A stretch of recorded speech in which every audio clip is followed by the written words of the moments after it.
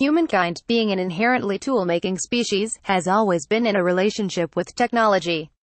Our tools, weapons, machines, and appliances are crucial to forging the cultural criteria of human life. At present, amid the technology-created phantomscape of mass media's lurid, yet somehow sterile, imagery, one can feel as if one's mind is in danger of being churned to spittle. On a personal note, an informal consensus has formed among my friends who share a passion for reading. We read far fewer books since the time we became enmeshed with the internet. Worse, we find the feelings of isolation that we have attempted to mitigate by an immersion in activity, at best, provides only a palliative effect. Yet, in the manner of addiction, or a hopeless love affair, we are prone to trudge deeper into the psychical morass by further immersion into the very source that is exacerbating our feelings of unease and ennui. We insist on remaining mentally epoxied to electronic appliances, as the oceans of our technology-besieged planet die, as the atmosphere is choked with heat-holding greenhouse gas emissions, and, as a result, exquisite, living things disappear forever. Therefore, it is crucial to explore why we are so isolated from each other but so connected to our devices, and are married to the belief system that misinforms us. Technology can and will lift us from our increasingly perilous predicament. When reality dictates, if the past remains prologue, a fetishizing of technology will further enslave us in a de facto techno-dystopia. A reassessment, for numerous reasons, of the relationship between humankind and technology must come to pass. Moreover, the re-evaluation must include machines, at present and in the future, we have created in our own image. For example, those such as IA technologies, that on an increasing basis, will cause a significant number of the workforce to be rendered idle. Of course, it is a given, bottom-line obsessives that they are, capitalists crave to replace workers with an automated labor force. The parasitic breed has always viewed workers as flesh machines, of whom they were inconvenienced by having to pay wages. Capitalism is, by its very nature, dehumanizing.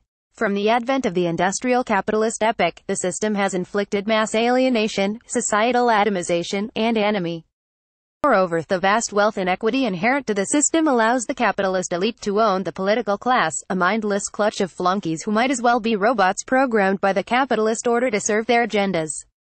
The question is, what effect will the nature of being rendered superfluous to the prevailing order have on the powerless masses, who have, up until now, been kept in line by economic coercion, by meretricious debt-incurring, consumer bribes, and by mass media indoctrination and pop culture anesthesia? Will consumers continue to insist that their mental chains are the very wings of freedom? Yet the age of mass mechanization carries the potential to bestow an era of liberty, artistic exploration, scientific inquiry, intellectual fervor, the pursuit of soul-making, and inspired leisure. Or the polar shift in cultural raison d'etre might inflict a crisis of identity so harrowing that demagogues rise and despots promise to seed a new order but harvest the corpses of dissidents and outsiders. A couple of weeks back, during a visit to a neighborhood playground with my 4-year-old, I had a conversation with an executive on voluntary leave from her management position at BMW Irish Motor and Work. She was grousing about an infestation of seaweed choking the beaches of the Florida Keys she had encountered on a recent excursion to the U.S. When I averred the phenomenon of the warming oceans of the planet, the progenitor of the exponential growth of the seafloor she had been troubled by, was caused, in large measure, by the very socio-economic cultural dynamic that financed her trip to Florida in the first place, well, it put a crimp in the conversation. It can be unsettling to be confronted with one's complicity in the ills of a system that, by its very nature, provides camouflage to its perpetrators, the big bosses, down to its functionaries and foot soldiers. Soon, she, by a series of subtle moves, extricated herself from the conversation, and I cannot say I blame her. I myself experienced discomfort by the thought of the discomfort I inflicted on her. Therefore, as a general rule, under the tyranny of amiability, which is the rule of the day of the present order, one is tempted to avoid trespassing into the comfort zones that aid in enabling the status quo. Yet, we are faced with the following imperative: the system and its machines must begin to serve humanity, as opposed to what has been the case since the advent of the industrial technological age, the mass of humanity serving the machine. Therefore, there must arrive a paradigmatic shift in metaphors and the ethos of the era, e.g., a renunciation of the soul-decimating concept of human beings as flesh machines, who must, for the sake of monomaniacal profiteering, divorce themselves from human feeling, as well as must forego exploration, enthusiasm, and craft in the pursuit of expediency. We do have a choice in the matter, all indications to the contrary. Yet, in the prevailing confusion regarding what ethos should guide our relationship to technology, we are confronted with phenomena such as the situation chronicled in a recent article in The Guardian. Headlined, "The Sex Robots Are Coming," seedy, sordid, but mainly just sad.